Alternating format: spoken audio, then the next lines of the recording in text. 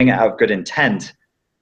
But at a deeper level, I actually believe it's tribal consciousness. It's this pack mentality that says, don't let this couple break up.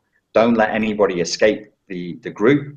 And what I advise my clients when I'm talking to them, especially when it comes to family, your family and your tribe doesn't really want what's best for you. What they want is what's safest for you and what makes them feel safest. So behind all of the advice and the double binding and the emotional manipulation you're getting, the person is actually trying to reduce their own anxiety that you're causing them to feel by trying to leave your abusive relationship. That's pretty twisted. That's very insightful. I would agree completely with that. It's hard for a person to fathom kind of what's even going on. So in their mind, if it's not fitting this idea of what they view as an abusive relationship, then to them it's not abuse. It's just, it's normal highs and lows of a relationship and you guys can just work it out. But really, no, it's abusive, and emotional abuse, yeah, really goes under the radar with that.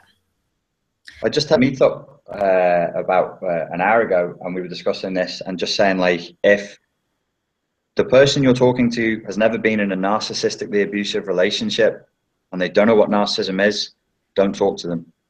Don't talk, and don't tell them the truth about what you've experienced, because it will be isolating and heartbreaking, because they will look at you as though you just said you saw a UFO or you know, Jesus's face on a piece of toast or something. It's very isolating, and you can't afford to do that when you're in recovery from a narcissistically abusive relationship. And it's a sad piece of advice to have to give people, you know, to have to give out to people. But I'm talking from, you know, bitter experience personally and bitter experience through clients as well.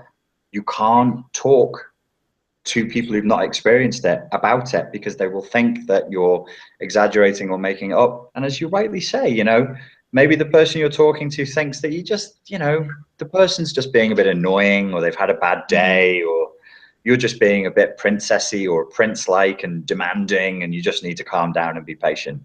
And they won't see it any other way. They can't. It's outside of their sphere of reality. Right. Right. Yeah, I agree. I think that's fantastic advice. If, especially with the even a counselor, if a counselor or a therapist or a psychologist or a psychiatrist is not familiar specifically with narcissistic abuse, and this isn't really a common clinical term either, but if they're not familiar with it, I would say just drive on. I think that's pretty solid advice, because if you've been through an abusive relationship, you need somebody who understands the dynamics better than you do, because odds are you're still in that fog and you're not even sure what you experienced.